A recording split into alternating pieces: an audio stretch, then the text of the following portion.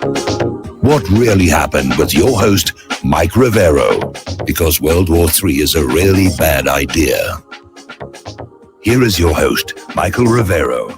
And aloha, America. Welcome to our show today. It is Tuesday, April 21st, 2020, getting into the week here.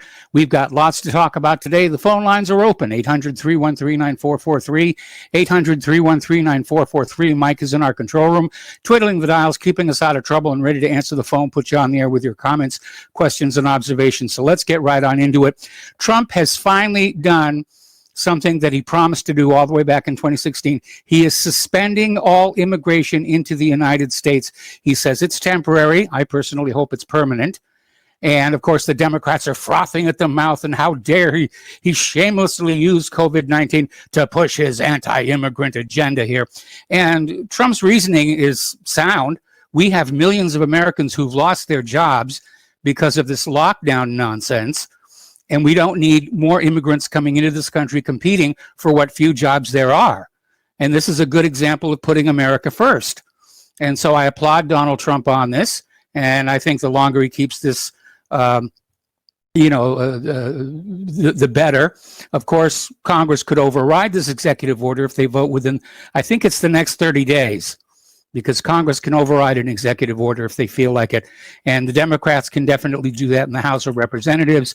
We don't know what's going to happen in the Senate if they take that route. I think if the Democrats really push back on this, it's going to backfire on them, because I think most Americans are tired of all the immigration and illegal immigration and refugees and all the other things that are out there. Now, Ron Paul is out there with an article, "What if the lockdown was a giant mistake?" And it's a question that does need to be asked, because we're seeing in places like Sweden that didn't have a lockdown, and their numbers of infected and dying are roughly the same. Well, they're actually even better than we have in Great Britain, which is locked down. But we have got, Americans protesting in the streets all across this country, and they're demanding an end to what amounts to a house arrest. And because we haven't done anything. And the longer we're trapped in our houses, the longer we're ordered to stay home from work, the more jobs are going to be lost and the worse the economy is going to be. And it is looking more and more like this was just a huge, gigantic mistake leading to a global recession.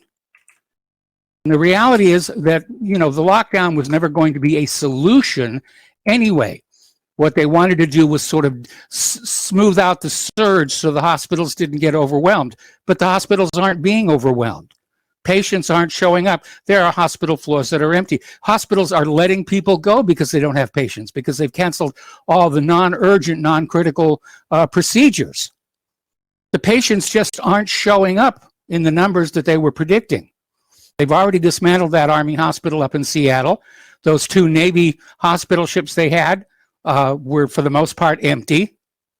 It just didn't happen. And it does make it look like this whole lockdown panic hysteria was a huge, gigantic mistake, which of course the government will never admit. The government's position is going to be, well, if we hadn't locked you all down, millions would have died. There would have been 500 million dead Americans if we hadn't locked it all down. Ignoring the fact that there's only 330 million Americans in the whole country here. Now, then, we have been talking about Joe Biden, Drooling Joe, I think that's the new name for him, and he's getting ready to name his vice presidential pick, and there's a lot of speculation about what's going on this thing. And barring an 11th hour run around Biden to get somebody else as the Democratic nominee, because he can't debate Donald Trump. Trump will eat him alive, even if somebody steals all the notes from the debate, the way they did back in 2016.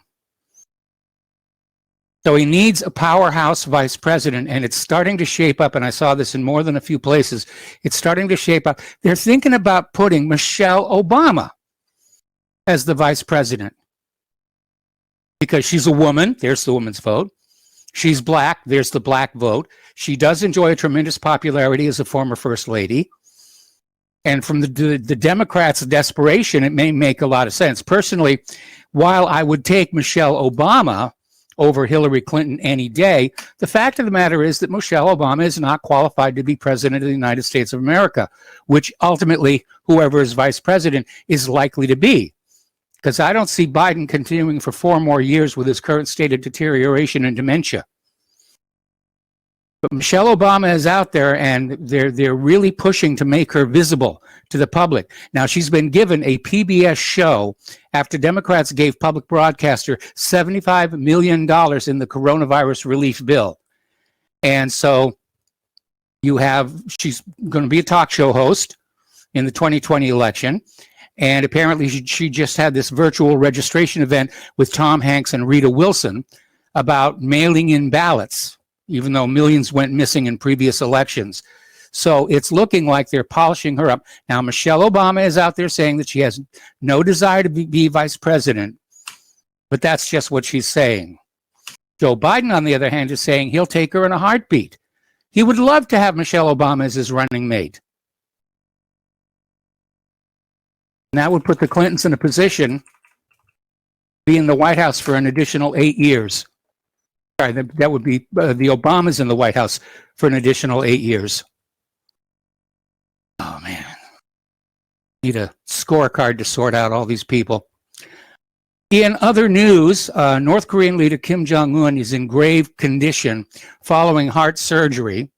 And, of course, reports are a little bit sketchy, and North Korea's officialdom is saying, well, yes, he's in the hospital.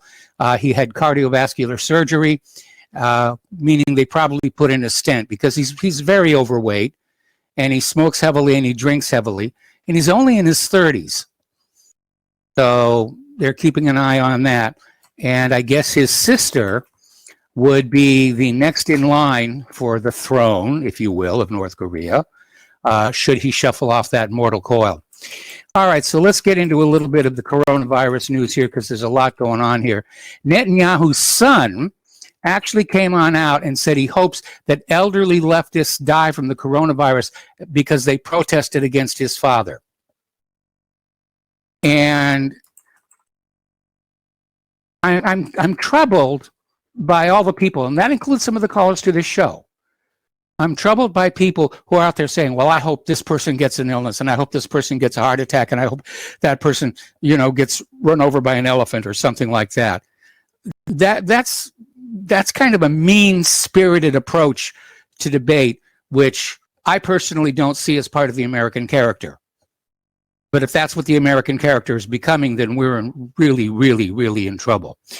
Anyway, getting on back to the effects of the lockdown, more and more states are starting to relax their lockdown rules. Some of the beaches in Florida are now open. Now, Wynn Resorts out in Las Vegas is saying that they should be open. The casino should be open by Memorial Day. They're going to have temperature scanners at the door, checking people as they come in, reduced occupancy, enforced social distancing, no large gatherings, but they're going to be there ready to take your money at the card and dice tables. Ireland, on the other hand, may keep their pubs, bars, and sports venues closed for 18 months or until a coronavirus vaccine is found. Boy, if you know anything about the Irish, the fact that the pubs and bars are going to stay closed, those are fighting words.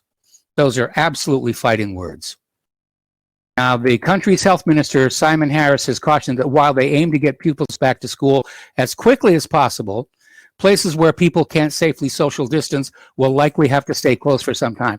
Now, this to me is just a little bit ridiculous, because everyone's fallen in love with this magic 6-foot social distancing rule, even though scientific experiments, including one on Mythbusters, has shown that spray from just talking, sneezing, coughing can travel up to 30 feet. So, story coming out of Damagood.com. Even if the economy reopens, schools in most states will remain closed for the academic year. Well, yeah, we're coming up here on May 1st. There's almost not much point in reopening the schools. The homeschooling system seems to be working, or the remote learning system seems to be working. Now, down in Cuba, and Cuba has a wonderful medical system. In fact, at times it rivals that of the United States in every way except price. And apparently they have a drug that is a potential anti-COVID-19 drug. And apparently they're working on a recombinant interferon, which is being neglected up here in the United States of America. Of course, we know what's going on. The goal here is not to find a cure for coronavirus, but to find a vaccine and to make sure it's an American vaccine, because there's going to be a lot of money made off of this. A lot of money. Okay, there's a new study out now that claims China's outbreak of COVID-19 may have started all the way back in September. I think I mentioned this briefly during yesterday's show. And China has admitted the disease was present in Wuhan, the capital of its Hubei province, in December, although for weeks into January, it denied that human-to-human transmission had already taken place. Now, this next story, we've seen a lot of China bashing. Right now, our government, and especially Trump, they want to redirect Americans' anger to China. You know, don't get angry with us because you're stuck in your home and you're having to relearn how to get along with your family. It's China's fault. Blame China. And so there's this story, and this came out of damagood.com again. President Trump says China may be knowingly responsible for spreading coronavirus. Now, that's a heck of a charge. It's a heck of an accusation to make here. And apparently, during a White House press conference late Saturday, he suggested that China was knowingly responsible for spreading coronavirus and noting that there could be consequences once the United States completes their investigation into how the virus crossed Chinese borders. So I'm getting alarmed by all this war talk. And apparently there's some more naval assets making the rounds around the South China Sea here. And before we all get caught up in this China lab origins conspiracy theory, because the World Health Organization is saying they found no evidence that COVID-19 came from that Wuhan lab. We're not really sure who to believe, but just remember, Iraqi's weapons of mass destruction, Saddam's nuclear weapons, he has them under his bed in his bedroom. Remember all those lies we were told? Keep those in mind here. Don't forget, the research that was being done at that Wuhan BSL-4 lab was funded by the United States, contracting out this stuff. All right, Fox News anchor Chris Wallace grilled House Speaker Nancy Pelosi for being critical of Donald Trump's response to the coronavirus outbreak, while she encouraged people in San Francisco to visit Chinatown in late February. And by the way, Nancy Pelosi has now deleted that video of herself in Chinatown in February. But you know, the internet is forever. Once it's on the internet, there's no taking it back. Problem is, I'm somewhat appalled by politicians who are still politicians in the face of what we are being told is a serious biological threat. Nancy Pelosi is still out there playing politics. It doesn't matter what Donald Trump does, it's bad. Doesn't matter what the Democrats do, it's good. You know, immigrants are good, Donald Trump is bad, and they can't let go. They can't step back and look at the larger picture and say, what is best for the nation as a whole right now?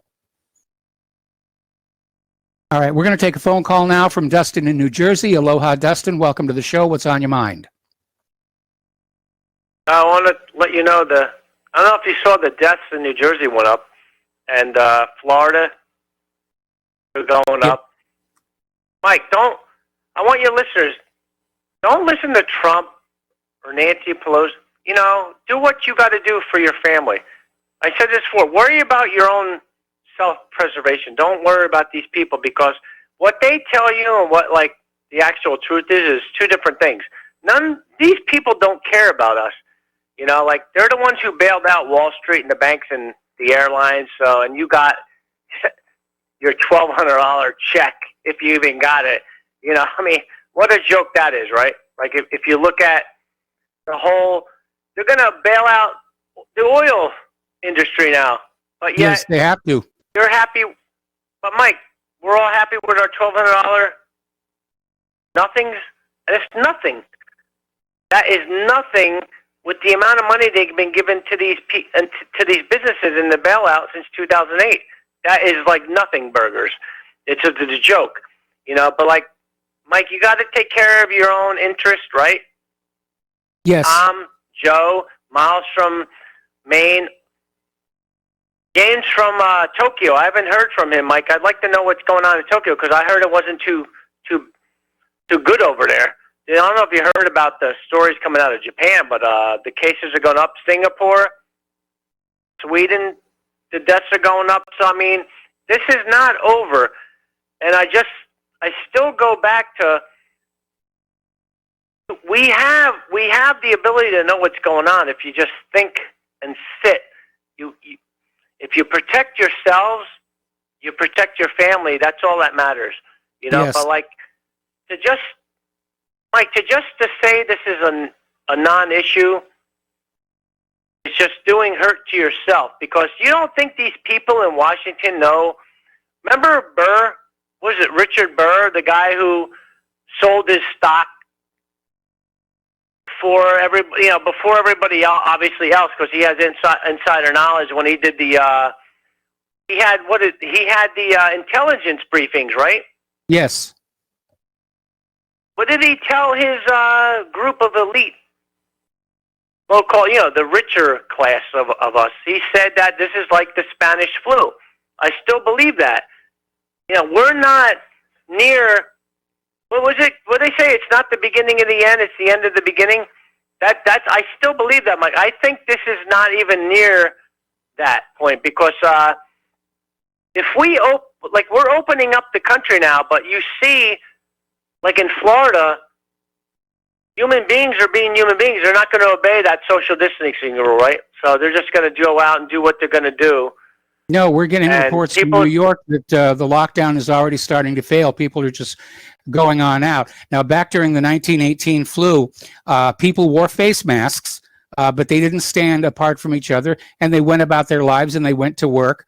And, I think something along that model might work here a little bit, but we can't keep everybody at home under house arrest and expect this economy to survive.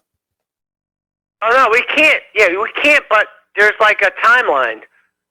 You know, like you can't go right back to work, but you can't just all of a sudden not. I mean, you know, there's a fine line to go, but we never been in this kind of a situation before.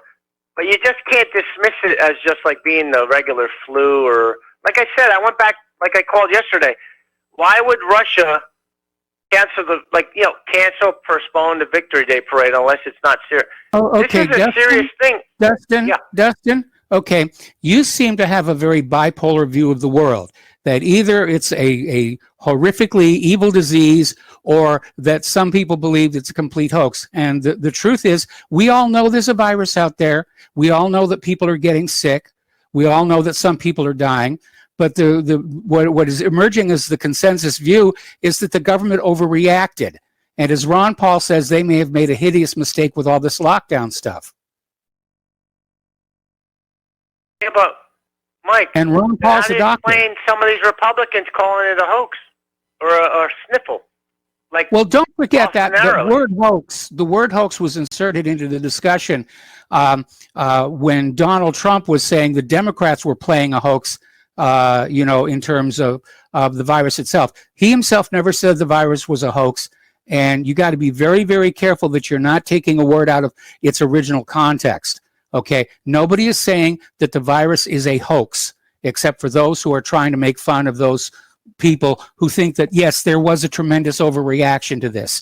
The numbers are still down there with the flu, and I realize COVID-19 is not a flu, it's a viral pneumonia. But in terms of the number of people infected and the number of people who are dying from it, the numbers are down below the 2017-2018 flu season. And we didn't shut the country down for that. Anyway, listen, Dustin, we got to let you go. Got to take a break for commercials. Got more phone calls when we come back. Welcome back to our show here. A reminder that Republic Broadcasting Network is in the middle of a fundraiser. And yes, we're always in the middle of a fundraiser. We are that tight. We are that short, if you will. And don't forget the Front Sight Training Academy promotion, which is on for a limited time only. For a one-time donation of $500, you will receive, as a premium, a $25,000 lifetime Commander membership.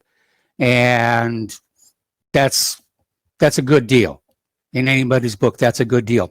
Meanwhile, if you can help out a little bit, the postal address to send a check, money order, or if you prefer anonymity cash, is Republic Broadcasting Network, 2251 Double Creek Drive, number 302, Round Rock, Texas, 78664. The phone number where you can make a credit or debit card donation is 800-724-2719, extension 3. The network thanks you. We're going to go back to the phones now to Keith Rogers. Keith, welcome to the show. What's on your mind?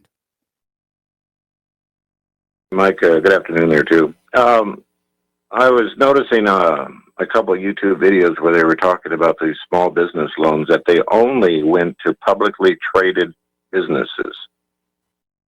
And that's why there's such a uprising about a second relief package. Now, the other thing I called about, during your next break there, Mike, you might scroll down your webpage there and look at the video. I forget the title, but it's basically something about a hoax. And this is a pre-White House press briefing, to where one of the guys enters a room and says, "You don't need your mask." And he goes on to talk to the guy there and talks about the so-called fatality or mortality rates and stuff like that, you know. And the one guy says, "So it's a hoax?" And he says, "Well, it's not really a hoax." So what I would suggest is, I've heard you say this before, you know, that an act of terrorism is causing fear. And I think there's some Title 18 violations here, too, with the subversion of this country. In lieu of what I read yesterday about this whole deal was to circumvent China's technology, especially in the medical field, where they, with 1.4 billion people, most of their communications between doctors and stuff are done by video conferencing, and that's what we're seeing done here now also. May not be video, but at least they're making phone calls to patients and stuff. But anyway, the gist of the story was, though, is that the U.S. is trying to get all of its allies to pull all commerce and stuff out of China, and Japan is leading that right now. Yes. And it was because of the fear. However, well, it's the fear of the national security state, I guess you call it. But what was interesting, though, is one thing they are adapting heavily from China is the national security state, where you've seen the videos probably of in China where they can facial recognition, someone walking down the street, and they can tell your credit score or social credit score and everything like that, you know. But this seems like this is going to be what's being adopted there. And that's why I'm a firm believer that the so-called fear panic of this 5G will be rolled out probably in lieu of like the Bill Gates medical tattoo type stuff, to where the 5G is just going to be basically a tracking system. It's you know, and of course there may be some health risk to that too. But anyway, I think that during the next break you should watch that video. What's on your page there, then I'll listen for your comments after that. Okay. Okay. Anything else? All right. Have a good day. All right. Thanks an awful lot. That's it. We're going to switch over to Richard in Chicago. Richard, welcome to the show. What's on your mind? Richard in Chicago. Okay, I guess we lost him. Getting on back to yes. Richard, are you there? Yes, I'm here. Can you hear me? Yes, you're on the air. What's on your mind today? Hi. Yes, I just would like to remind people about the amount of financial incentives that seem to be involved here. I mean, it's amazing how much this is politicized and impeding on our constitutional rights. But I mean, people should be reminded how much these organizations, such as the CDC, are private for-profit companies. The World Health Organization, it's getting a majority of its funding, like more than 50%, from what I've heard from Bill Gates. And so he basically has. He has say over, pretty much the direction the organization takes. And I mean, of course we know there's a vaccine profit, that some people are concerned with. I do think, though, that the economic situation, I mean, you yourself and a lot of us are aware it's not been a good economy. If you really study the information out there, Trump claims it's been a great economy, but it hasn't. And because we're connected globally now, I mean, I can see Europe being connected as well, where, you know, the economy of the United States would not go down without Europe's economy going down with it at this point. So, I mean, the entire Western banking system and corporations are invested, you know, in having a fall guy for the economic situation. I'm really siding with John Stadmiller on that point, where I do think that this is a perfect excuse. You know, I don't think it matters where it came from. You know, if it just came on its own, or if any country weaponized it. But I mean, doctors all across the nation are coming out on video and admitting how every case that you stay at the hospital is COVID-19 for a death. Richard. You get Yes. Richard, I got to put you on hold. Okay. Okay, stay on the line. I'm going to come right back to you after these words from our sponsor. Welcome back to our show here. We're talking with Richard in Chicago, and Richard was going over the numbers here. And if you could just sort of pick up where you left off. Richard, are you there? Okay, we seem to have lost Richard then. Responding to Keith Rogers, I did look at that video. Michael. I'm sorry, Michael. I'm here. Hello?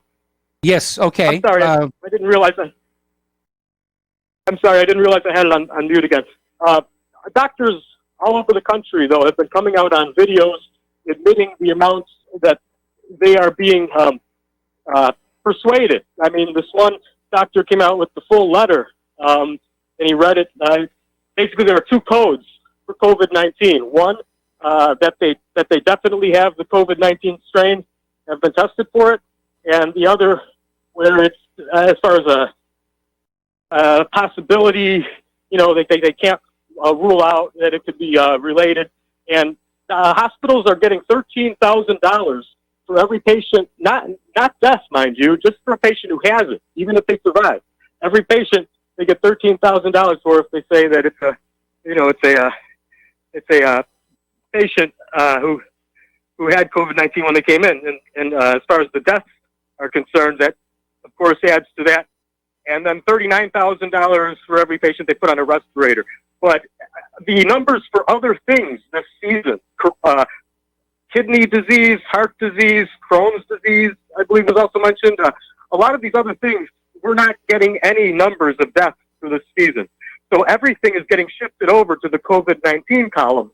And as the weeks turn into months here, I think I encourage all of the listeners out here to do their own research, you know, and to see how many people died of all these other ailments for the season. I find it amazing that people like Dustin, they question the official narrative of everything in the corporate media when it comes to our justification for wars in the Middle East, for example. But Dustin is so willing to believe the official numbers that we're getting about deaths and cases. It seems that the amount of people who actually have it with no symptoms, if you actually factor all those in, then it really drops the amount of people who have died significantly as well. But I mean, yeah, this incentivizing of hospitals to mark people down, and just by marking them down, you get $13,000. And the doctor who was reading the letter, he admitted that to think that this doesn't influence how doctors do the autopsy is preposterous. You know, he's been doing this for over 30 years, he says, and it certainly is. I don't want to take up any more time. I've been a daily listener for 8 years, and I love your show, Michael. I'm a journalist myself, and you've been a big influence on that. But I'll let some other callers get on, and thank you for taking my call.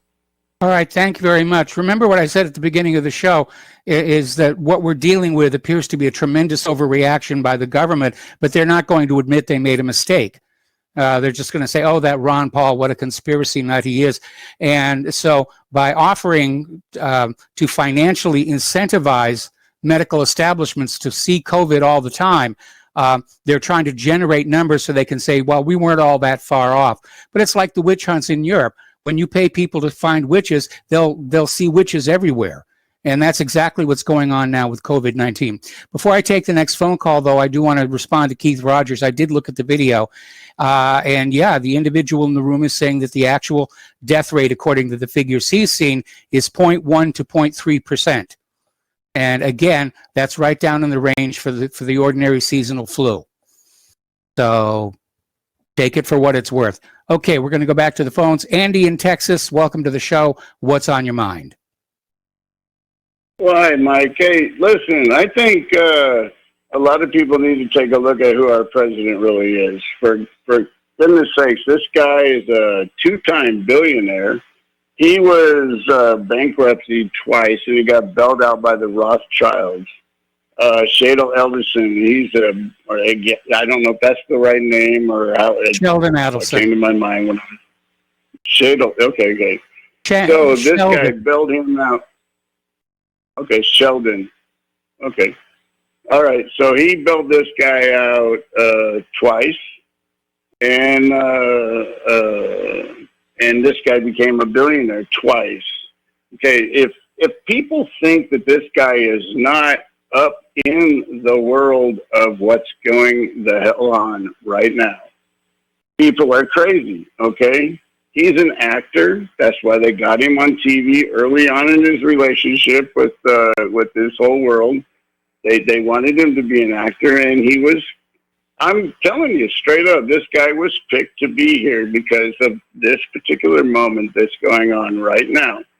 He's the guy who's supposed to see the dollar fall. He's the guy that's, and what's really crazy is they're making it very obvious, and people aren't seeing it.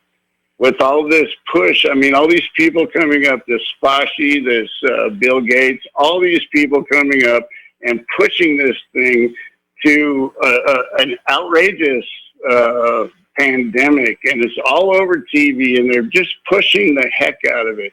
Either they're making it very obvious, and there's something coming, that second wave. They keep talking about the second wave. Maybe that's when they release what the heck they're planning on doing. But at this particular point, all we got right now is fake. And nobody's calling it out, and people are still wearing those stupid masks, and they're doing all this stuff to make this thing look real. And I have never worn a mask since this thing's gone on. I'm not particularly going to do it. And if people refuse, I've only had a couple of confrontations, not going into that. But this is absolutely crazy, Mike. What's going on? Well, again, you're dealing with Trump. Sorry? Trump is a puppet. Donald Trump is a puppet, Mike. Aren't they all? 100% puppet. No, he really is. This guy is a sellout. He's been a sellout. He's a Jewish fool. Have you seen the awards on his wall in his office? He's so proud of them, and they're all Jewish awards. This guy is nothing for the American people. He went over and he did what no other president ever did. He moved the capital to Jerusalem. How in the heck did he have that power? He didn't. He wanted to get the approval of the American people for doing that. I mean, this is all crazy. Look at the Federal Reserve. That's your guy. That's the guy that's taking us down right now. They're taking us down right now. They're blowing up our entire economy. They're blowing up everything. Everybody's losing everything right now. And if people don't have gardens put up, people don't have a clue what's going on, there's going to be some starvation here, Mike. A lot of it. I'm not just, seriously, they're cutting off the beef production, the slaughterhouses, the chickens. People are dumping milk. There's onions rotting all over this place because there's no restaurants working right now. This is dire straight, Mike. This is beyond control. And people are going about their business. They still think these stores are going to be open at some point, and they're not. This is part of the plan. Anybody who's been researching this for any length of time knows this is it. And at some point, we're probably going to have our power and our water shut off. Because guess what?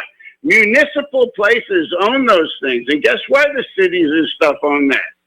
because they could turn it off anytime they wanted. Notice whenever you didn't pay your water bill, they shut your water off, or your electricity, they shut that off too. Well, because it's a municipal ownership, which is a corporation, and we all should really know that.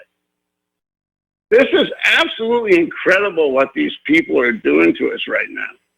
And this is not about COVID-19. People need to get off of that kick. I'm getting tired of hearing doctors telling us that this is this and this is that, and it can't possibly be. It's all a distraction. The object is going to be, we're going to get an ID chip, and we're going to end up being somewhere where we can't buy or sell. Cash is going away. And this is the reality. I mean, if people don't know this, so they haven't been paying attention. We do? What do you suggest that we do? I suggest that we all go back out there and go back to work. And if you have to buy a generator, borrow money, borrow a generator. Also, get as much water as you can. Go back to your dang restaurant and start putting stuff together and doing what you can to make your restaurant or make your business, your printing company work again. Go do it. Go do it. Do whatever you have to do to reopen. These people are being ridiculous about this. There's absolutely no reason for the American people to react the way that we did, other than the fact that they've been poisoning us our whole damn life and programming us. If you want to turn the virus off, turn your TV off. Don't turn the TV on. When the TV's off, there's no virus. When the TV's on, there's a hell of a virus going on out there. Called fear. And yet they faked some of these things on us, too. They faked it all, Mike. They faked all of it.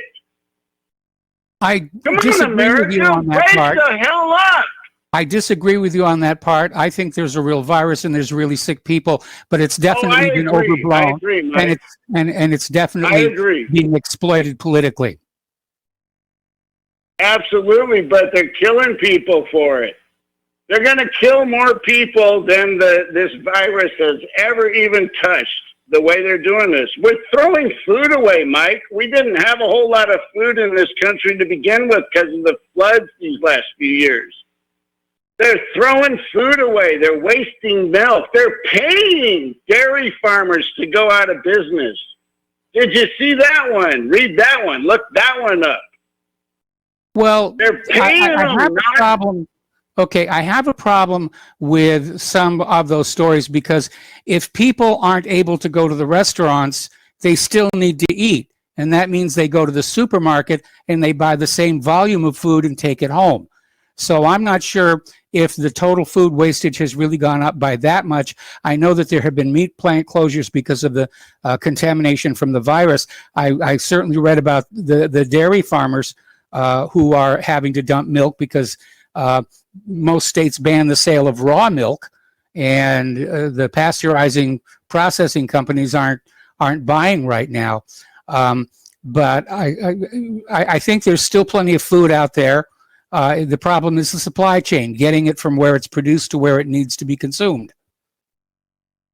Hey, Mike, give us some thought. Give us some thought. All these restaurants, how many people eat all their food? How much waste comes from thousands upon thousands of restaurants? Tons and tons of waste. So all of this stuff, even if we're not eating it, it's going to these restaurants and it's being put out there, and these people are putting it on their plate and then they're throwing it away, and it's garbage, garbage, garbage, garbage, garbage. Well, I don't know about you, but every time Claire and I take the industry down, Mike. It's going to take the industry down. It's going to take everything down. I just watched the video the other day. Andy, my turn. Yes, okay. sir. Every time Claire and I go out to a restaurant, which is not that often, but we got a birthday coming up here, we take whatever's left over with us. We get a box and we take it home with us and we have it for another meal. We don't leave stuff on the plate to throw away. And I think that's probably true of most people, or the restaurants wouldn't have those take-home boxes. Yeah, but think of all the lettuce. Think of all of the lettuce and stuff for garnish. All the garnishes and stuff that people don't eat. Think of These are all part of the production and stuff. I mean, look at how many onions can this country possibly use? A ton of them, because onions it's a staple. It's almost like ketchup. Yes. It's a staple. People eat that, and these things are going to waste. I just watched a video of the farmer who's losing his ass. Used to have 300 trucks a day pulling onions out of his place, and now he's down to 122 trucks pulling onions out of his fields. Okay. He showed us piles of onions that are rotting and stuff. That's just one. And then there's milk people they're being paid. Look that up. Everybody, look that up. There's dairy farms that are being paid to go out of business. Dump your milk out. Go out of business. Okay, Andy, thank you for the phone call. No, I took up too much time. Thank you, sir. Yeah, we're going to let you go and switch over to Jim in Montana. Jim, welcome to the show. What's on your mind? Jim in Montana, are you? Yes, you're on the air. Yeah, sorry about that. I wrote down my speaking points so I can get through this a little more timely fashion. Yeah, absolutely.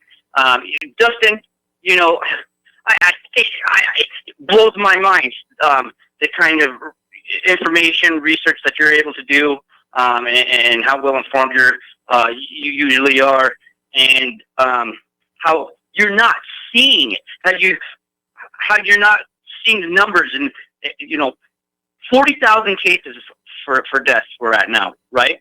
Okay, well, let's just take away 10,000 of that, saying that the faulty test and all the BS diagnosis, 30,000. That's nothing. That's nothing as far as diseases and cases go, okay? When you have a population of 6 million people, okay, you're going to have, deaths on the thousands. You're going to have deaths. The only difference is it's being reported now. The media is covering it, so, now we're going to be scared. You think those paper masks are doing anything? Make me wear a paper mask. Oh, please, will you guys just make me wear a paper mask, just so, because it's insensitive of me. You sound like one of those snowflake liberals. You don't make me wear the freaking mask. Why don't you, if you're so scared, why don't you wear a full biohazard suit when you go out? Instead of making us give up all our liberties. Okay? George Washington sent a letter to Boston in 1770, whatever. Because he thought that Great Britain was affecting America with smallpox, biological warfare. I kid you not. Look it up. Okay? Did they shut the country down? Did they turtle in fear and No. If they could see this today, what a bunch of sissies they would think we are. This is what they sacrificed and went through all that heck to watch us do this. Please hold me over, Mike. I'll be done in like 2 minutes on the other side. I'm going to hold you over because I want to add a postscript to the story you just told. We'll be right back. Welcome back to our show. Here we're talking with Jim in Montana. Jim, finish up. Yeah, Michael, if you've really done your research, Dustin's always like, well, come on, people, get informed. Okay, well, I implore on you, sir. If you were so informed, then you would really know about the effect of colloidal silver. There's an article with a doctor who, this lady had incredible results with the sickness she was having, and she was breastfeeding the child, and it did wonders for her. So the doctor took colloidal silver to a medical lab to get tested, and they threw every virus they could throw at it, and colloidal silver kicked every one of those viruses' butts. Everything. They say it has a 99.9% effect rate on bacteria and viruses and whatever. Lysol has the same thing, and if you read the back of the can of the Lysol, it says kills human coronavirus. Okay? Well, the difference is Lysol, it's not good for your human body. Well, colloidal silver, it's fine. And you take some colloidal silver and whatever, and it is like having a body shield of Lysol. Okay? And then you throw some zinc and whatever, and stuff too, you're fine. You're fine. I mean, are we supposed to trust the same people that give us that crappy medication? And the stuff on TV comes up. You'll cure this little twitch in your butt, but you're gonna destroy your liver and your heart and cough up blood, blah blah blah blah, die. And these are the people we're supposed to be trusting. Okay, you know what? Anyway, Mike. I have kind of an idea. I think I think we should put up a website by somebody that we trust, like you. Really, what I would nominate, and we put up that website. We say, hey, everybody that's willing to march to Capitol Hill, everybody that's willing to march to Capitol Hill, put a check mark, put a vote on this website right here. And if we get the numbers, 400, 500,000 people like, yeah, I'm willing, I'm ready. And we set a date and we go. We march to Congress, okay? We get there 400, 500,000 strong, whatever, okay? And then on that same website, and then we're gonna get the attention. We're gonna get the notice, okay? We'll get some regular mainstream network there, and we'll have we'll have the attention of the people that are against the crap corrupt politicians that are feeding the BS to us, but they don't know about alternative media as much, we'll have their attention. And what we'll do is like, hey, you guys, nation, visit this website. And everybody that wants us to go ahead and peacefully walk in to Congress, into Capitol, and take the seat. And I'm not saying we grab the senators and everybody and throw them out on the bus. Hey, Jim, we got to let you go. Those seats. Jim, we got to let you go for station identification. We got more callers waiting on the other side of the station break. We'll be right back. And welcome back to our show, hour number 2. The phone lines are open, 800-313-9443. Before we go back to the phone calls, though, I want to share a little story about George Washington, because prior to the American Revolution, there had been hardly any smallpox in the American colonies. They'd been very, very lucky that way. Smallpox was mostly brought in by the British troops who were invading to put down the revolution. And they had a lot of smallpox. 90% of the people on those British prison barges died of smallpox. And by the time the disease really took hold, 2 out of every 5 Americans were coming down with it, and a lot of people died. And it struck at George Washington's Continental Army in Valley Forge. And Washington himself had had smallpox when he was down in Barbados as a young man. And apparently either there or somewhere else, he had heard that if you took the pus from a smallpox pustule and inserted it into the body of a healthy person, that would ward off the disease. They didn't even call it vaccination back then. And you have to understand, the pus was mostly dead smallpox cells. So they couldn't reproduce and they couldn't infect, but they could trigger an immune response. And Washington said, I'm going to do this to preserve the life of our army. Congress said, no, you're out of your mind. You're going to kill them all. Washington went ahead and did it, and did save his army from smallpox using that. It's a little historical footnote. Okay, we're going to go back to the phones to Mark in North Carolina. Hello, Mark. Welcome to the show. What's on your mind? Hey, how you doing, Mike? A couple of things. One is, I understand they're giving more money to hospitals that use these, what do you call them again? Ventilators. Not respirators. Ventilators. Yeah, ventilators, yeah. And which are actually probably killing patients. So what you're seeing really, I think, is mass murder, because that's what I think they're taking probably patients that are really not that sick, may not even need to be in a hospital, and they're putting on these ventilators, and they're killing them, because the ventilators are, they say 80 to 90% of the people on the ventilators die. Yes. So this, to me, is, I think, needs to be investigated, and I think people need to go to prison for this, okay? Whether doctors, administrators, or whoever else. The other thing is, I want to point out something. What we see going on now, I guess you could say, separates the wheat from the chaff, or chaff, whatever it's called. Yes. We're finding out who the real patriots are and who the collaborators are. Okay. Now, there's a show on Good TV called Fault Lines TV, right? Yes. With Elise Stranahan, a former Breitbart reporter, and Garland Nixon, who used to be a Bernie Sanders supporter. Okay. And fact right now is Lee Stranahan is showing himself to be a collaborator. Okay, he pretends he's a populist. Today he went even further than ever. He was insulting people who are coming down on Bill Gates, saying what Gates really is, and to me, Gates is a Nazi and a eugenist, which is really the same thing. Eugenist and Nazi is really the same thing.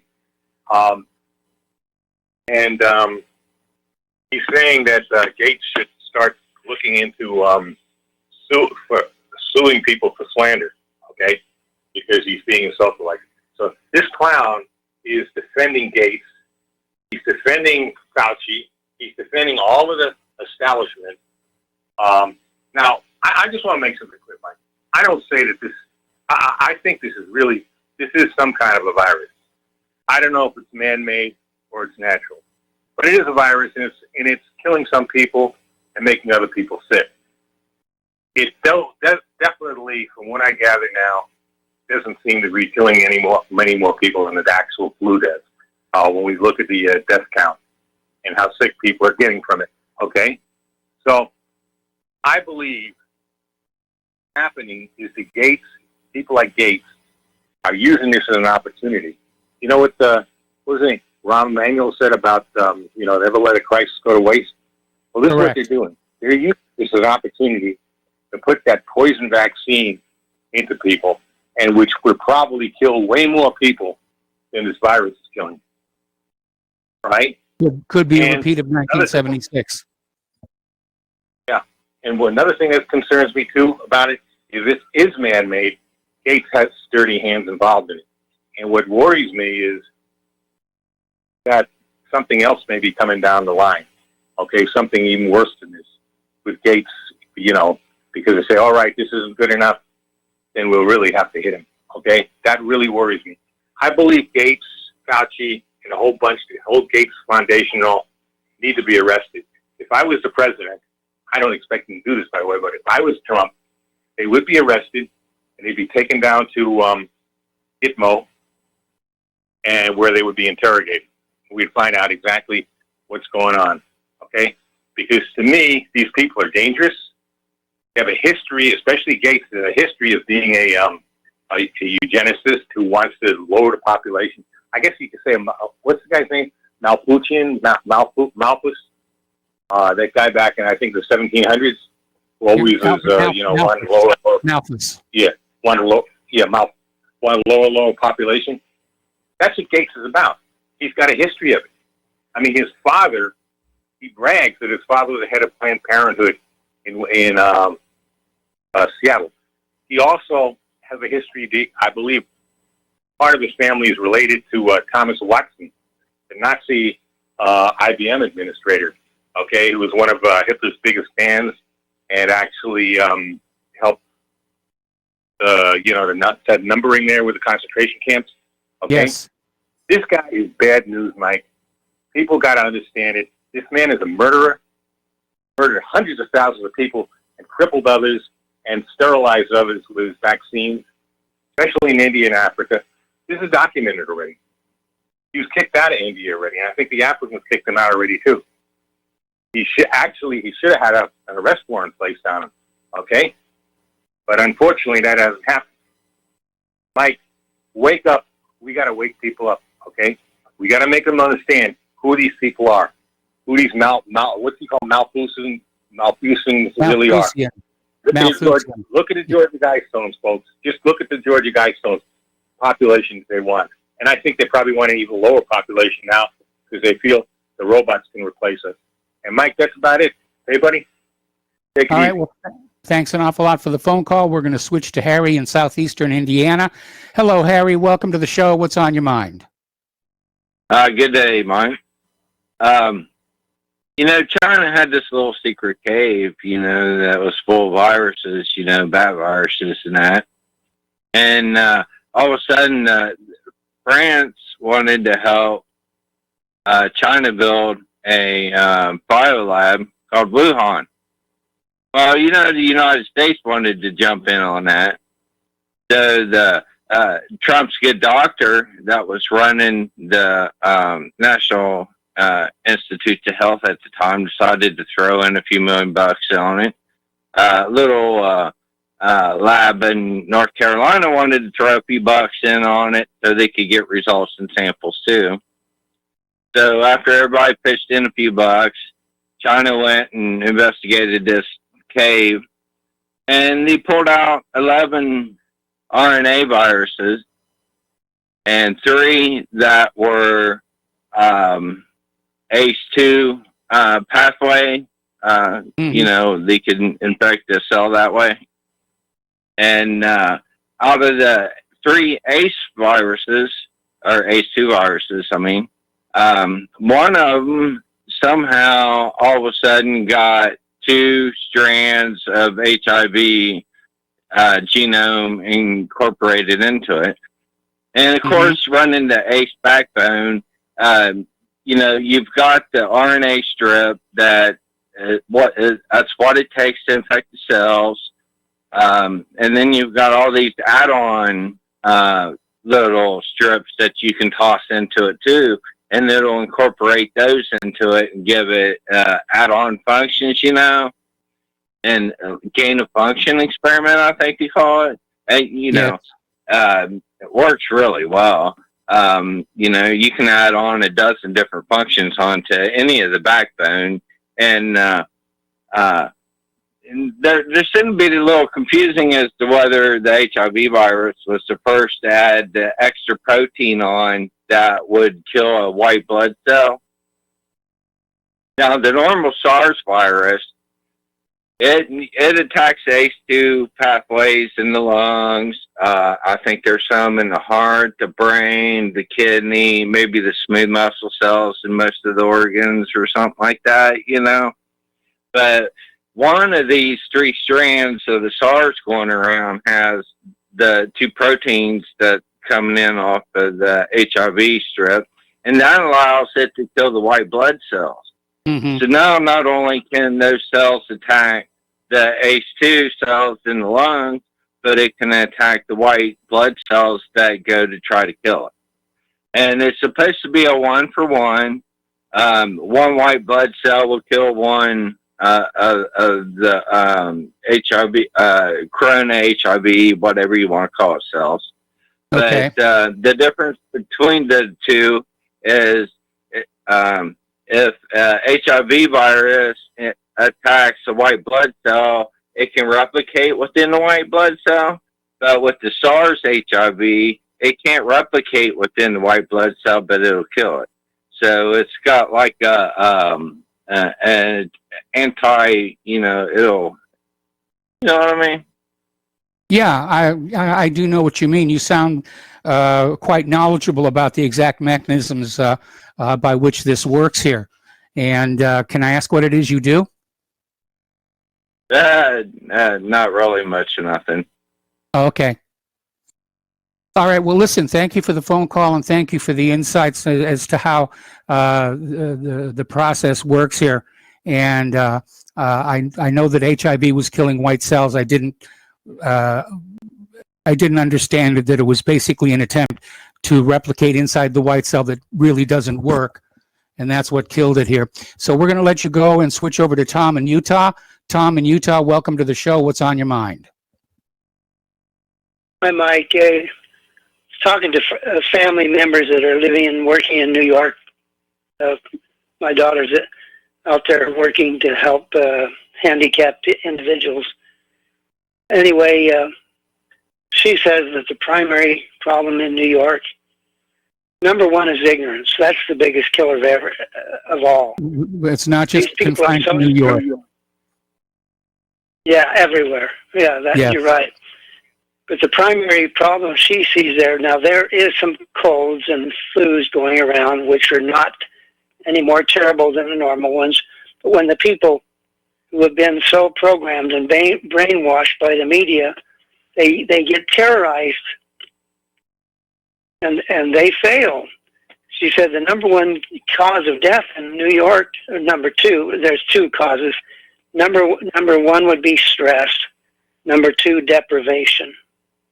Between those two, she said that you got a person that's already at the edge, circling around the drain. Some people refer to that situation. And all you got to do is just give them a little stress, raise their cortisol levels and lower their endorphins. Their immune system begins to go towards failure to thrive. And that's all it takes to take these people in. And by the way, the mayor and the governor were stripping the medical facilities out months ago. So, they're trying to blame Trump on the problems they have in providing medical care for these people. They were in the process of shutting down hospitals and clinics already. Now this thing, apparently they've taken advantage of that, and of course, getting that extra funding if you can just get somebody marked as a victim of COVID. What an opportunity for them to fleece. Now, where's that money coming from? I think who's paying the pay? Ultimately, it's the taxpayers. When they talk about government spending, it isn't government spending, it's taxpayer spending. I think the money is being funneled through Medicare. I could be wrong on that, though. Well, the fact is we're paying for it, aren't we? Yes. And the medical community is benefiting, by the way, from that.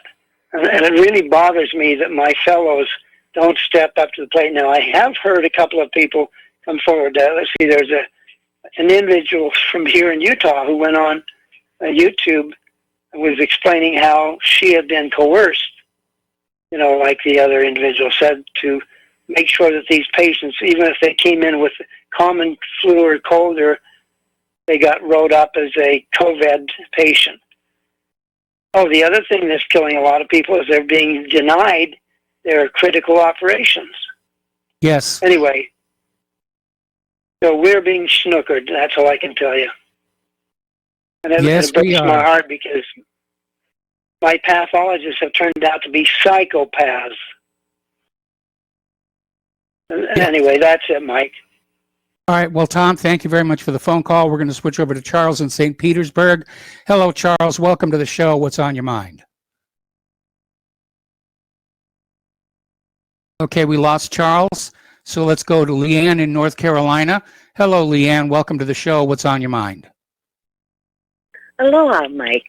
I've been listening for a while. First time calling in. I wanted to, if I could, address both Dustin and Mark from North Carolina and pick up where they were. Yes. For Dustin, I understand that he's afraid, right? A lot of people are very scared. Yes. And I'm going to start out and tell you that my cousin died last week from COVID, and his mother just died yesterday. So It's very real. I'm not a denier that this is real, okay? But it is true that it's mostly the people that go on the ventilators that never come off. They're the ones dying, right?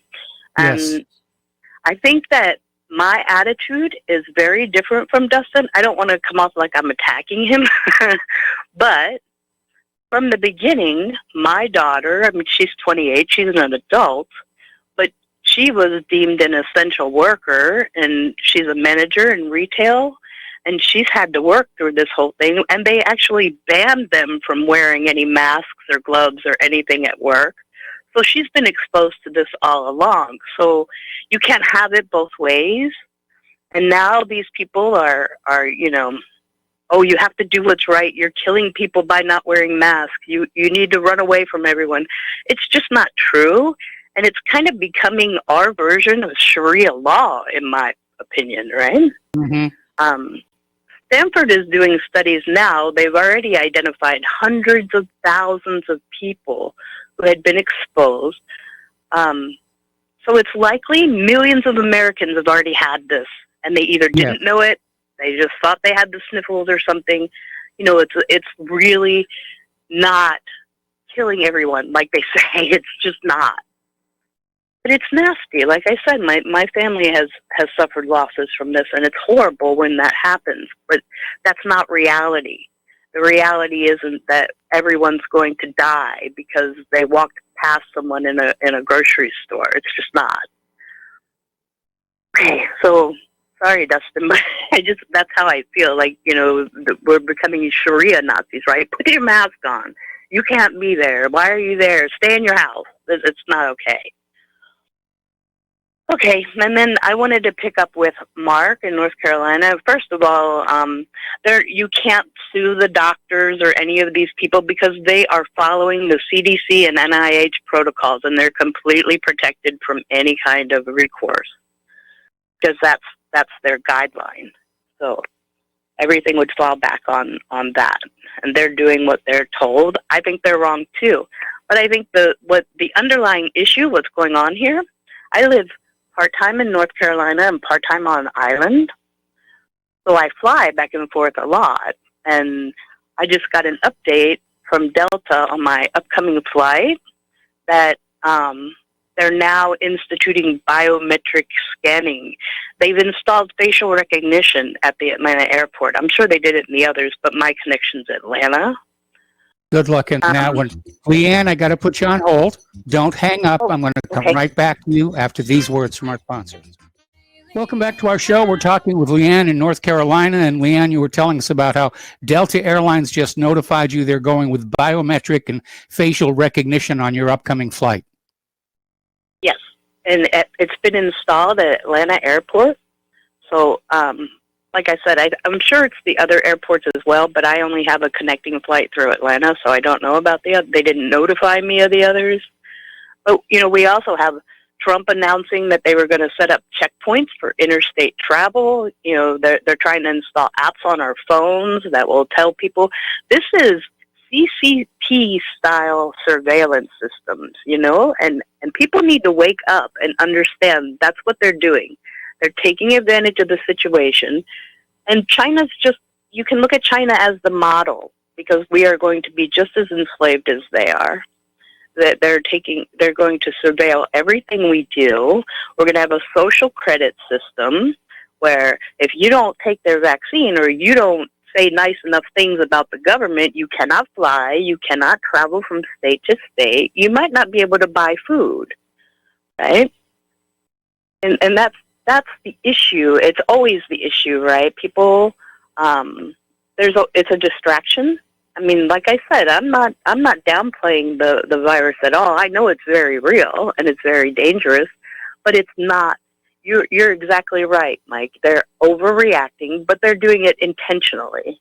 Yes. Right. And again with Dustin, I feel bad. I like you, Dustin, but last week he's saying, you know, people are acting as if they are crazy enough to start a war with China. What we have to keep in mind is the people that want us to go to war don't necessarily intend for us to win. They would much prefer the entire population of the earth was under as much control as China has of their population. So don't kid yourself to think that they're not willing to go to war with China. They don't lose. They don't lose by doing that. We do. Yes, I agree with you on that one. That's all. I just wanted to. Okay, well, Leanne, thank you very much. People need to check into their, you know, to what's really happening with the kind of draconian laws they're passing and what they're implementing in places. You know, I just happened to find out about the airport because I have a flight coming up, right? Well, thank you for the phone call. Did they make any announcements? Okay. Thanks, Mike, and thanks for everything you do. I love the show. All right, thank you very much for the phone call. We're going to switch over to Tom in Florida. Hello, Tom. Welcome to the show. What's on your mind? Aloha, Michael. Good day to you. Yeah, Michael, I also want to say this. That guy that called in yesterday from Kentucky, man, he's going to have to give me some copyrights for the song he's trying to sing about Ping-a-ling. Guy started talking about Ping-a-ling and Ding-a-ling and all that. I think he could, being close to Kentucky, he could find a band to play a song called Ping-a-ling, bluegrass, whatever. But, yeah, Michael, well, here's what I want to talk about. Banjo. Yeah, he could play a banjo song singing Ping-a-ling. But seriously, now what I want to talk about is real quickly. I heard today Michelle Obama, is going to run for with Biden. It looks like he might pick Michelle Obama, Michael. And I wouldn't be surprised. And then you have this AOC running around saying that's great that the oil is crashing, gas prices are going to be crashing, so the Green New Deal can come in for implementation with Joe Biden. And then on top of that, here in South Florida, we have a writer for the Miami Herald, Fort Lauderdale Sun-Sentinel, talking about that it's great that Republicans that if Trump opens it up again, all these Republicans will get the coronavirus and die. There'll be a lot less Republicans to vote Republican for Trump. Can you imagine if that was the other way around? Yeah, I can imagine if it was the other way around. But there's always been a double standard when it comes to liberals. Exactly. These liberals are off the charts. It's disgusting and disgraceful. So that's basically all I got, really, Michael, other than the fact that what's going on with, can you imagine Biden and Michelle Obama? Biden's not going to be running the government. It'll be Barry Soetoro, Hussein Obama, and Michelle. Yes. You got guys like, what's his name? And they'll say, well, I vote Democrat because that's the only thing we got in the state. No. You got to wake up your state to the truth of the matter here, man. Come on. You want to keep flooding this country with all these illegals and all this other nonsense, nincompoop stuff. It's ridiculous, man. And people just don't get it. And they want to come after our guns as soon as Michelle and Joe Biden are there. I guarantee you. You think this is about the corona hoax virus? You wait till they start coming after your guns for every little thing. This is what it's all about. I'm starting to realize this virus thing, it ain't half as worse as it was in polio days. You can do a whole hour show on that, Michael, about polio, yes, and what they did in 1950s about polio compared to the coronavirus here. Now they're talking on Breitbart and Drudge today, Michael, that measles are going to be making a big roaring comeback. Measles, mumps. Yeah. Like you said about tuberculosis. Measles are going to come back like with a vengeance, they say. It's on the news today. The measles. So amazing, just amazing. Well, I guess all those measles, mumps, and rubella vaccines didn't work then, did they? I guess not. All right. Well, Tom, we got to let you go. Take another break for commercials. Have a great day. All right. Bye-bye. We'll be right back after these commercials. Welcome back to our show here, and we're going to take a call from Tom in Utah, and I'm waiving the one call per caller per day rule because apparently Tom forgot something during his first phone call. So, Tom, what's on your mind? It's a senior moment, sadly, when you're 80. Anyway, I have had a friend who's driving, a long-haul driver. In fact, I have a couple of friends that are long-haul drivers. And this friend told me that normally he would deliver out into Manhattan and to Long Island and, of course, the other boroughs. He said he's now hauling produce from California to the edge of New Jersey, not going into the metropolitan area. So I'd like to know if that is true of everybody else that's hauling in there. So at 1 o'clock this morning, I called an old fireman friend from New York and got him to commit to make sure my daughter doesn't run out of staples. She's out there on Long Island helping the sick and disabled out there, and so it kind of makes you kind of panic when you find out your family members are going to the store and finding nothing all day. That was her report to me when I spoke to her Sunday. They'd been going to the grocery store out there in Long Island, finding nothing. Everything emptied. Anyway, that's all I wanted to do is just to give you that report that the truckers may be stopping at the edge of New York. Well, it's funny you should mention that because I just got an email saying the reason their dairy farmers are dumping all the milk is they can't find enough tank trucks and drivers to deliver it where it needs to go. I mean, there are all these food banks, all over the country who need anything, to give out to people. And they just can't connect them. They really can't. Anyway, Tom, thanks a lot for the phone call. Let's go to Kelly in Austin. Kelly, welcome to the show. What's on your mind? Hi, Mike. Every time Ocasio-Cortez opens her mouth, she exposes herself to be the ignoramus, that everybody knows she is. She was delighted because she claimed that she thinks that the drop in oil prices, the collapse of the oil industry, would hasten the rise of alternative fuels or the green energy, and it won't. It's going to do exactly the opposite. It will do the exact opposite because those technologies are not cost competitive right now. You need much higher prices in the fossil fuel industries to drive the investment, and so in the so-called green sector, in order to make that competitive. So she might be. What she's really saying is that she just hates fossil fuels, and she wants to see misery imposed on everybody involved in the fossil fuel industry, whether it's oil and gas or coal, or frankly even uranium, which is a fossil fuel. But going on and on about the collapse of the oil industry, signaling the rise of the green energy, absolutely is ridiculous. The woman's an ignoramus. She do herself a lot of favors if she just shut her mouth. Well, I guess she makes a really good bartender, but you're absolutely right. Her analysis of the oil prices and its impact on the Green New Deal is absolutely 180 degrees out of reality. Well, I worked in the oil industry for years as a much younger geologist, and we knew that despite all the talk about the supposed the new green energy at that time, photovoltaic cells and whatever, that it was not going to be competitive because the cost per kilowatt hour was way too high to be competitive with fossil fuel generated energy. Or even nuclear energy at the time, and it's still the same thing. So while she's ballyhooing that, I mean, she really needs to go back to school. She supposedly has a degree in economics, but she didn't learn anything, obviously. So that's all I have to say. I'd ask for my money back from that educational institution. She should. The warranty come with that diploma? Pardon? I said, does a warranty come with that diploma? Unfortunately, with American educational systems, there's no warranty. There should be. Darn. There should be. There absolutely should be.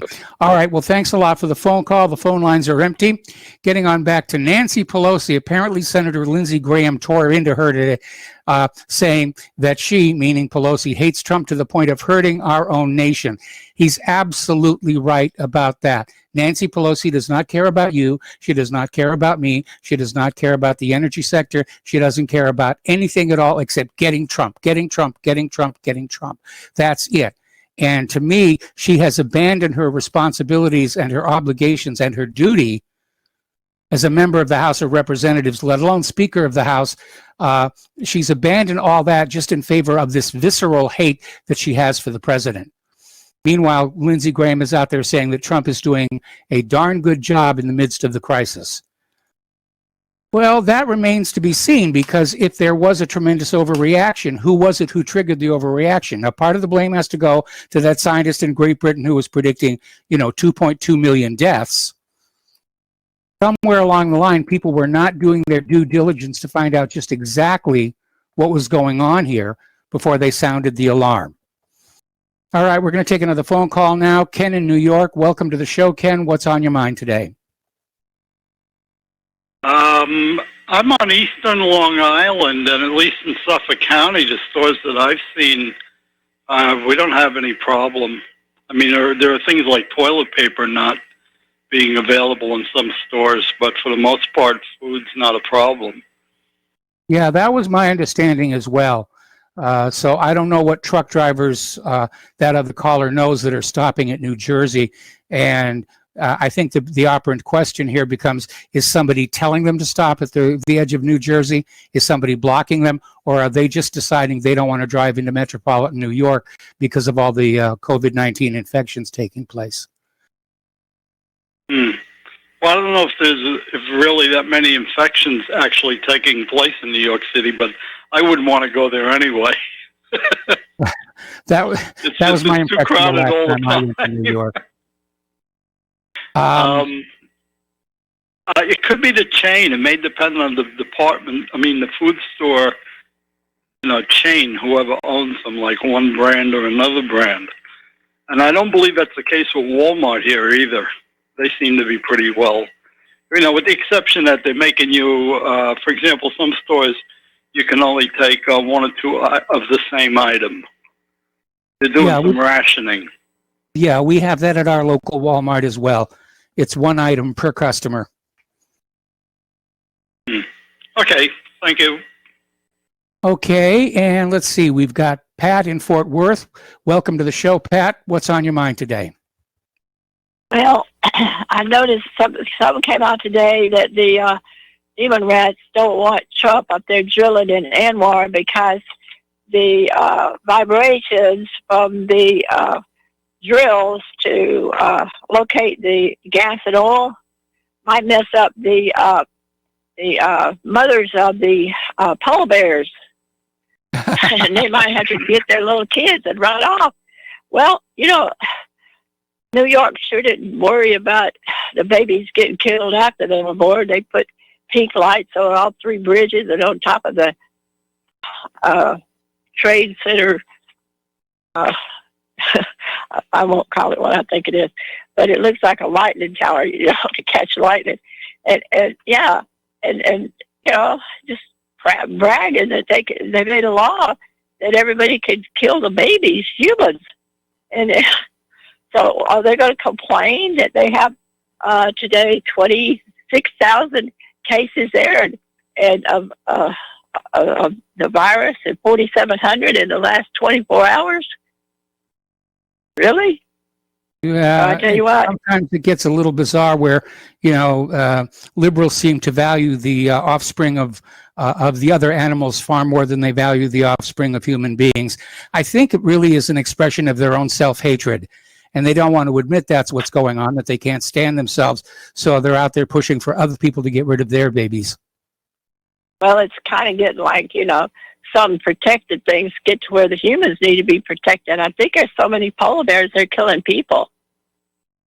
Yeah, the polar bear is no longer an endangered species. They've come back.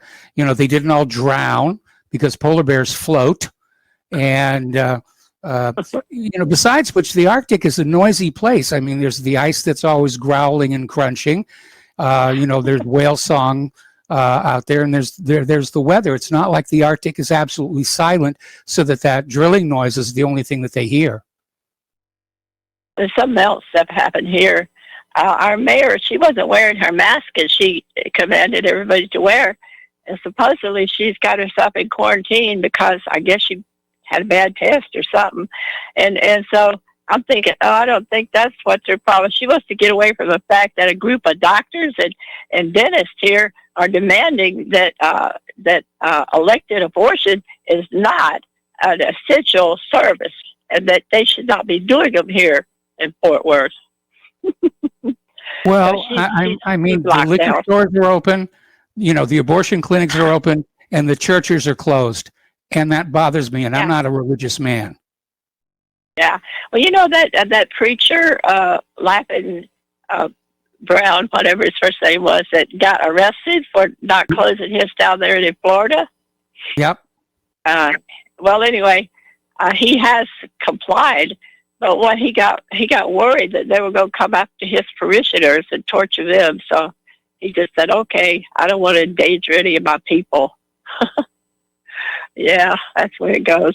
All right, I'll let you go, Michael. Thank you very much. Bye-bye. All right, thank you. And we're going to switch over to Don in Arizona. Welcome to the show, Don. What's on your mind today? Oh, Mike, I was talking yesterday to Dr. Judy Mikovits. Yes. She's on the show. I see she's on Richie Allen's show today. So anybody wants to listen, Richie Allen is talking to Dr. Judy Mikovits, PhD, and Dr. Sherry Tenpenny, MD.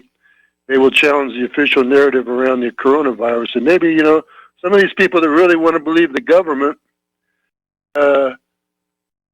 check out the alternative view there, and I'm sure Richie Allen will get to the bottom of it. But one of your callers was talking about stress. One thing that Dr. Judy said when I listened to her, wearing the mask is an incredible amount of stress. I mean, yes. People... This whole shutdown is stress, and people need exercise. In modern American life, the gym is very important because people have a job, they don't have time to do a whole lot of other stuff in the gym. They can get in there and do a lot of exercise quickly, and all the gyms are closed. The swimming pools are closed. Now here, I mean, there's some places you can get exercise if you're lucky, I guess. I don't know what it's like in New Jersey. Are you still in New York City? You see people jogging. When Jason Goodman did some of his on the sidewalk videos, people are still. You can always jog and ride a bicycle, but stress. People are unemployed, and stress makes you sick. Yes. And, Ron Paul talked about that too. Stress will make you sick, and not being outside, telling people not to get outside is unbelievably bad for them, because going outside, fresh air and especially sunlight, both fresh air and sunlight, and being in the greenery, all that is good for you and helps your immune system. So this whole thing, you know, I hate to see a conspiracy under every bush or whatever, but this is a conspiracy underneath this bush for sure. I mean, this is Bill Gates, Fauci, who's been, you know, and see if you can get Dr. Judy to talk to her someday. Maybe you should just call her up. She lives. I'm sure Richie will hook us together, and I'll be doing his show next week sometime as well. Yeah, Mike, I'll let you go then. Thank you very much. All right, thank you very much. The phone lines are open here. Now, Fox News is still pushing the story that U.S. officials have high confidence coronavirus leaked from a lab. But, of course, China is saying, no, it didn't happen. France, which helped build the lab, is saying, no, it didn't happen. And supposedly the World Health Organization is saying, no, it didn't happen. They're saying that this did emerge naturally from one of those bats in the cave, and they may have been studying it, but they didn't make it.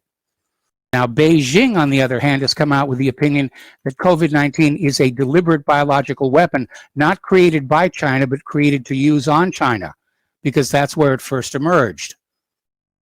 Okay? So everyone's pointing fingers and nobody really knows what's going on here. All right, there's a new study has found that 28 million Americans likely have been infected by the coronavirus and don't know it. This puts the U.S. mortality rate at 0.1%, just like the seasonal flu. This is a report out by Justin Silverman and Alex Washburn. Okay. Now, Israeli TV is saying that U.S. intelligence warned the IDF and NATO of the coronavirus threat in November of 2019.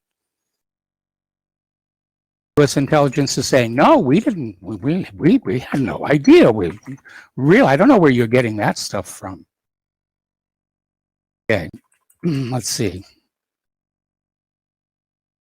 Latest still report out there saying, they're quoting a new study, hydroxychloroquine cures 98% of 1,061 patients. Problem is, it's very inexpensive. They can't mark up the profit on it all that high. Let's see. Protesters in MAGA hats and flying Confederate flags swarm Michigan, North Carolina, Ohio, Utah, Wyoming, New York, and Virginia to demonstrate against tyrannical and unconstitutional lockdown orders that are worse than the virus itself. I don't know why they're waving Confederate flags. They lost the war. But I understand their frustration and their anger.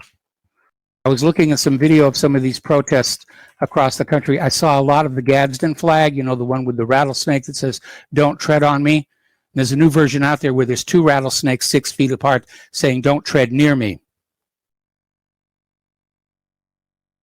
And then we have Michigan, where Gretchen Whitmer is out there saying that her authoritarian orders restricting travel are okay because it's snowing.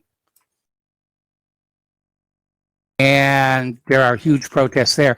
And just to show how this lady's ego is getting the better of her, she's considering extending the Michigan lockdown to punish the protesters.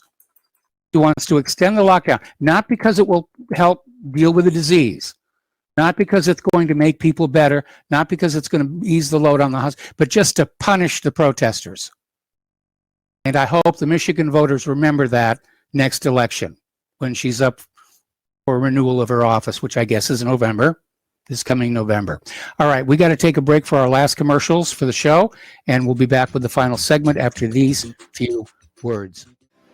Welcome back to our show here. Last segment of our program today. We're talking about Michigan's Governor Whitmer, who apparently has banned motorboats and jet skis, but not canoes and sailboats, which doesn't seem to make a whole heck of a lot of sense here. And apparently she also prohibited big box retailers from in-person sale of seeds because, according to her, plant seeds are non-essential. By the way, I just got an email saying that Alexandria Ocasio-Cortez was not a good bartender because, try as she might, she couldn't make Trump a white Russian. So let's go back to the phones. Jim in Montana. Hello, Jim. Welcome to the show. What's on your mind? Hey, Mike. Yeah, I know you just got the one call a day rule, but you know the news is out there. It's all out there. I mean, it's we know we're under attack. There's nothing left to do but to organize and march up on there. We need to just get together and go do a website. Everybody put in a vote. Like, hey, I will show up to Capitol Hill. We get the numbers and we set a date. We go. When we get there, on that same website, we tell the nation, everybody that wants us to go into Capitol Hill and sit on those seats, and we pick 5 bills that we want make sure they're passed. You know, my number one first one is nationalize the banking system. You know, reopen the country. Whatever. You know, the news is out there. There's nothing more to talk about. It's time, people. It's time. We organize and we march and let's go. Let's put the money where our mouths are. You know what I'm saying? I mean, we talk and we talk. What are we gonna do? Talk us to death till it fucking. I'm sorry about the language, but yeah, what are we gonna do? Talk us. No, first thing on this here radio. You're right. Yes, sir. No, okay, that's not Jim, good. I know. Well, I mean, Jim, it's time to go. It's time to watch. Okay, Jim, I'm sorry. Okay, yeah, thank you. Okay. Yeah. No, there are protests already starting. We don't need a website. It's very obvious people are ready to show up when these protesters, I mean, they're in all these states. They're protesting to reopen the states here. This is the American people finally standing up to the government. And I think it's a very, very positive thing because it's clear the government is not exactly sure what they're going to do with this. It is. You know, I think a website is a good idea. You know, I would be willing to go to all the alternative news, InfoWars, you know, all of them, and let them go, hey, we've got this particular website, maybe not a vote on it, but like, we're setting a date. We're marching to Capitol Hill, we're sitting in those seats, and we're reopening country, we're doing Jim, 5. Jim? Yes, sir. Jim, the reason I'm not going to set up such a website is it pulls together into one location the name of everybody who's going to go out there and protest. And frankly, I'd like to keep those names secret. Yes, sir. Okay, that's a good point. There's better ideas. There's smarter people than me to come up with those ideas, you know. But let's do it. You know, let's organize. Let's do it. So anyway, thanks, Mike. Thank you so much. You have a great day. All right. Thanks an awful lot. We're going to let you go. We're going to close the phone lines. We're at the end of the program here. And yeah, people are out there protesting, and as usual, the corporate media is lying about how many people are showing up. So there's the music. It's time for me to get out of here and get something useful done with the rest of the day. Stay tuned for John Stedmiller. I'm sure he's got lots of interesting things to share with you. Please spread the word of RBN. Spread the word of whatreallyhappened.com. Please donate. Don't forget Frontsight Training Academy or Training Institute and their special deal. That's a once-in-a-lifetime opportunity. We'll be back tomorrow. Aloha, America.